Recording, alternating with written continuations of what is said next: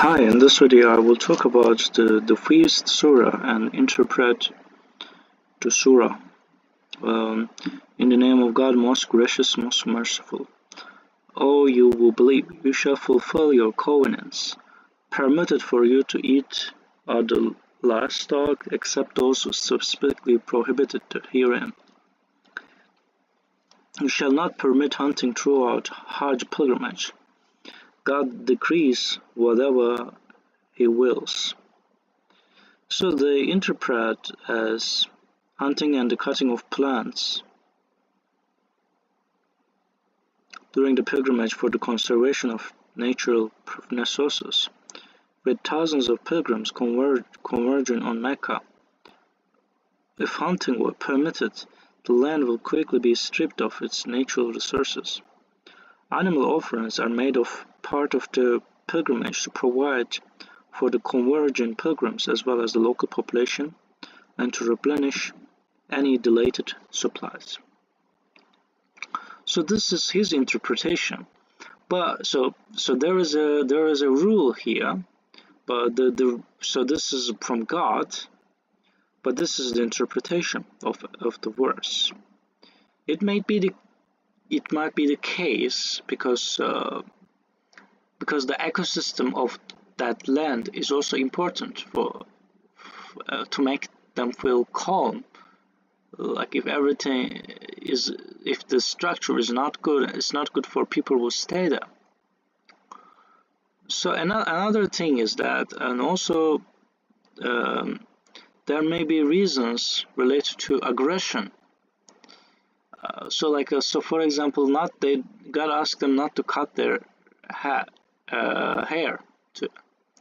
So this is our interpretation why God forbid this. Maybe God wants people to not to show off with something specific related to their hair, or maybe it may be something to do with psychology. Maybe doesn't want people to feel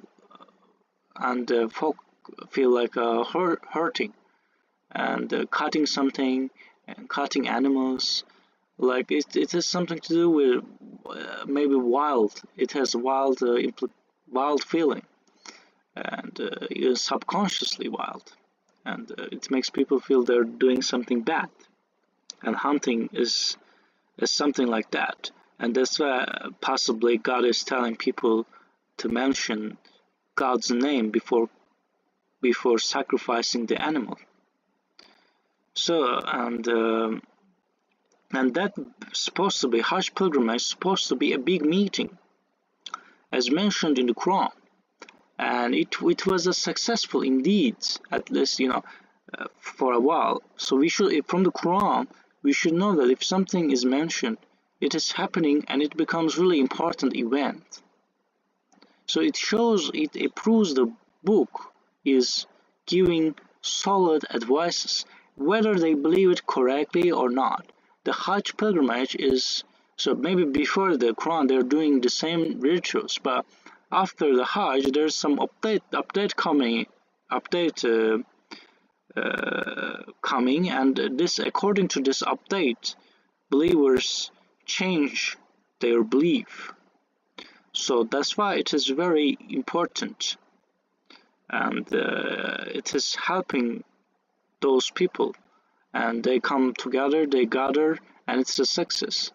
So, but I do believe that some of the things they do in the Hajj pilgrimage is not correct. But most importantly, the rules, the things mentioned in the Quran, and it's sufficient to make this ritual common. So make it somehow one valid or not valid paradigm. So there is a likelihood, if Prophet is not from God, and mentioning Hajj pilgrimage or something like this, it may not be that popular, right? So for example, we see the popular movies and to do something like some games, and they're always temporary. What they suggest, like they may make something like a trendy, but it's only for a temporary period. But somehow Hajj pilgrimage is always a thing, and people embrace it somehow, and it becomes a universal and for a long time wallet ritual, and so this proves the God's power. They there are some things that change, updates, and God is mentioning it in the Quran, and it makes Quran so flexible and better than other interpretations and books, and it is very clean and plain explanation, and it helps people to believe in more and more, and also gradually explains itself, gradually find more meaning, and it is very interesting to read it. Also, people, they are not bored of reading again and again with this unique structure in it. And so that's all I want to say in this video, and thanks for watching this video, and hope to see you in the next video.